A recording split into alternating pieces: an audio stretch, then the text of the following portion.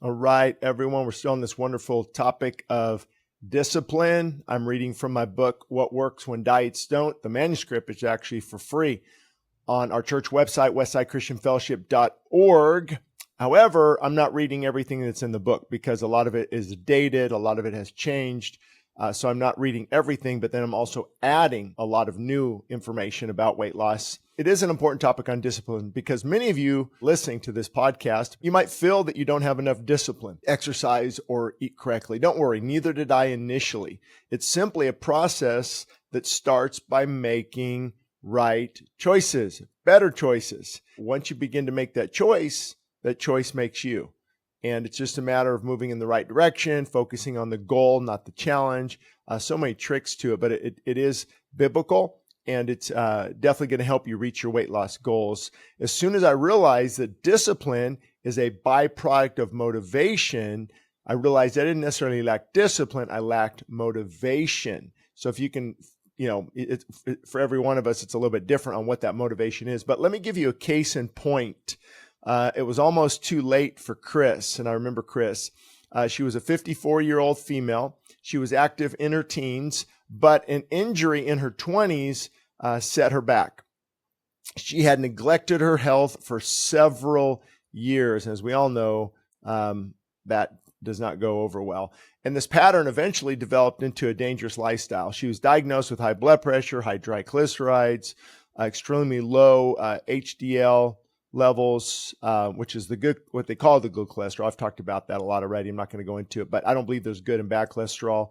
The LDL is what takes the cholesterol away from the arteries. The LDL is what brings the cholesterol to the arteries to actually repair. So they're both good. We need to find out what's causing that rip in the vessels of the blood, and what is damaging that. Of course, refined oils, processed foods. I'd be more worried about those than I would the LDL. LDL is it got created us that way. So her doctor warned her, and she said she was a candidate for developing diabetes and other health related illnesses. I'm sure her weight was high, and so she had a choice to make. Do I encounter the pain of discipline or the pain of regret? One, again, is short term. The other can be lasting, and even early death. So the decision for her was easy. Remarkably, after 45 days of exercise and proper nutrition, her blood pressure and triglycerides had dropped down significantly, and the cholesterol, all levels of cholesterol were doing well as well. So again, I don't focus too much on cholesterol. Again, you talk to your physician, and it depends where it's at. I mean, the ranges have changed over the years, but to me, blood pressure is definitely a biggie, because it's like, imagine a water hose, where you have the water on full volume and that pressure on the hose. You want that pressure a lot less in order for that hose to last longer. So that's kind of the same thought here. However, within 6 months, Chris was back where she started. Her old habits and lifestyle again claimed her health, and after a few years later, she was scheduled for heart surgery. Yet after surgery, she resumed exercise and eating healthy again, this time for good. And her failing health had motivated her to begin, and as a result, her discipline increased. And again, she didn't lack discipline, she lacked motivation. However, there are lots of papers out there. You can look at McDougall. Is it McDougall? Yeah, McDougall, Esselstyn, these different doctors, and they can actually reverse heart disease, even when you're going in for heart surgery.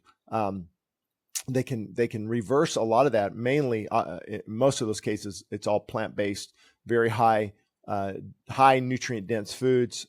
Think of a big salad with everything on it, healthy dressing. They don't use a lot of oils. And you can reverse that. That's one of the things they've done. So focus on strengths and identify weaknesses. It's important to identify both strengths and weaknesses before starting any program. What are your strengths? What are your weaknesses? And even when we look at our weaknesses, we have to throw in there when we're using dependency, or if we have dependency, I should say, on food. Some people, alcohol, certain drugs. It makes it very difficult for weight loss, especially alcohol, as well, and certain medications. You have to look into the side effects. And I've spoken to thousands of people who temporarily gave up drinking alcohol to lose weight, only to gain that back again. But because the addictive nature was not addressed, it eventually resurfaced. And a lot of people, they give up a certain addiction and they run to a different one. So, let's say alcohol, for example, a lot of people run to caffeine, huge amounts of caffeine or nicotine, at the meetings. And it's important to take this to God and make sure that addiction is broken. That's one of the important areas of fasting, which I'll talk about in the final chapter. And so another important step, although extremely difficult, involves removing addictive substances. So weight loss is much easier when, if you're addicted to caffeine and chocolate and tons of sugar, you begin to wean off of those, take some time, you might have some withdrawals, and you begin to get rid of those things, because most of those types of addictions are giving our body things we don't need, which actually aid in the process of gaining weight. So it's really, really counterproductive. So let's talk about this. This one's kind of controversial, but I do remember a comment from a clinical nutritionist that motivated me greatly. They said discontinuing caffeine intake leads to significant improvements in health, far more than just dieting alone. He also made the connection between depression, anxiety, and panic attacks to excessive caffeine. And, I'm not going to go a lot into this. I have before. Don't get me wrong. As a person who loves a strong cup of coffee, I know that moderation is the key. But when the body is constantly kept in this fight or fight, and that's what caffeine does. It's a central nervous stimulant. If we're constantly stimulating the body, it's going to, not only does it increase, I believe, with insulin and cravings for sugar, but also just wears us down. We don't get good sleep. It's not really a stimulant in the sense that what it does is it blocks adenosine, I believe, and it's the stimulation is temporary, but it robs Peter to pay Paul. So there's a downside to it. So it's a temporary fix. And caffeine does run along the same biochemical pathways in the brain as cocaine, opium, amphetamines, and quitting can be a nightmare. And that's why I do suggest maybe minimal dosage just in the morning if you need to, just a little bit. Organic green tea is really good, light caffeine. Black tea is pretty strong. And so just kind of weaning off these things, take it to the Lord, whatever you think, is best. I know a lot of people like their cup of coffee and really do well with it. And, but for me, it makes me kind of, jittery, and just hard to focus in the morning. And even the Diagnostic and Statistical Manual for Mental Disorders recognizes caffeine-related disorders such as, induced anxiety disorder, induced sleep disorder, and that's usually triggered at least 500 milligrams, which is about 24 ounces of strong coffee. So we have to really look at these things. All of this can lead to angry outbursts, panic attacks, severe depression, extreme irritability, and it begs the question, how many of us are suffering mentally and physically simply because of poor health and poor choices in this area? We continue the addiction. Many people, let's say they have a lot in the morning, a lot in the afternoon to get through the day. I sleep fine with caffeine. No, you really don't. You pass out and your adrenal glands are still fatigued and you don't get into really that deep REM because the caffeine in the system actually does prevent that. So look into it. And make the best decision to your ability, the best decision you can based on your abilities. And also, if you're trying to lose weight, I would definitely take these things into consideration. People say, well, it's an appetite suppressant. Yes, but just like pushing a basketball under the water in your pool, eventually it's going to come up and smack you in the face. So, that argument isn't really that great. In the same way that a hiker feels released, energized, and unburdened after removing a 50-pound backpack, you'll feel released and energized after removing stimulants from your life. I, for one, became a kinder and more patient and easygoing person after I stopped abusing coffee. I never realized how much it contributed to my anger, irritability, mood swings, and anxiety. I remember when I went off of it. I have a little bit of things now and then, but when, I was having quite a bit, and then quite a bit later in the day. And when I just stopped later in the day, and the panic attack was, I've never felt anything like it. It was pretty unbelievable. And so we just have to remember, if your main goal is health, stimulants aren't necessarily the answer, especially every day. And if that's what keeps you going, you have to ask, what is the risk to my health versus the benefit to my health? Will the benefit outweigh the risks? No, your heart and other organs work very hard. and they don't need the added stress. So again, just use wisdom. I would definitely cut down quite a bit. And if you were to have some, just a little bit in the morning. And you're going to be tired, foggy, can't think clear. But once you get through that, you'll find that, you have more energy later on in the day. You don't need to take naps like you used to. And it's really is a huge benefit. So consider again, 2 important choices for planning success as we continue to go forward in this book: discipline and regret. One produces change, the other hinders it. Unless you learn from it, you're going to make the same mistake again. And as you begin, identify those things early now that might underscore your success and will help prepare you for them in advance. In other words, okay, I'm good at this, I'm good at this, I'm good at this. Those strengths I need to count on. Here's my weaknesses I need to get through. So I hope what you're doing is highlighting or listening to, writing bullet points, and eventually you can come up with your own checklist when this is over.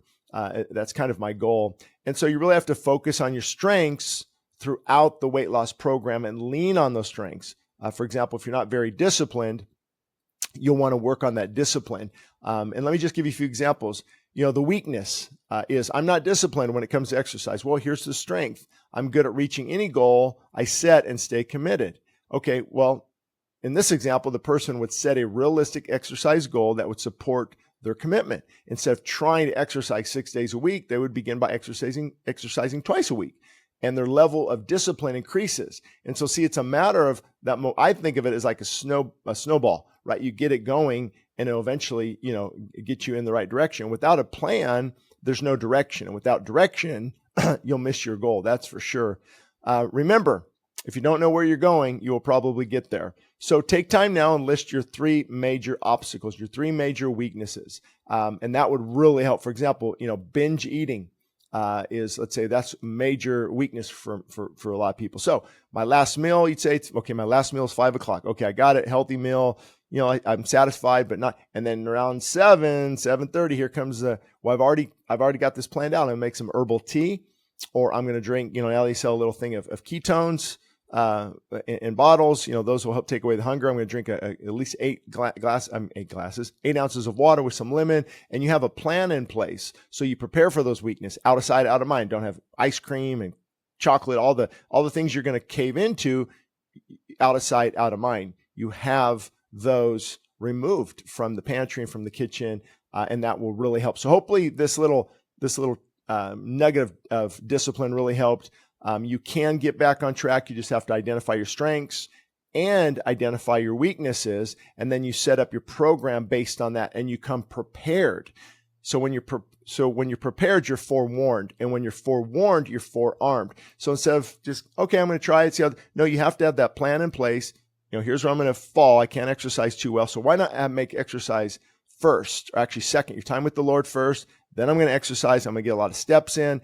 And okay, you've accomplished that. Same thing with binge eating, accomplish that. Okay, it's hard for me to eat good. Well, what you do is you remove the bad things and you bring in good things. And you're not going to drive and go get something all the time if it's not there. Out of sight, out of mind is huge. Because if I have stuff, if I have dark organic chocolate sitting in my freezer with peanut butter and some raw goat milk, I'm just going to eat 800 calories after dinner. So, I like you have to be prepared.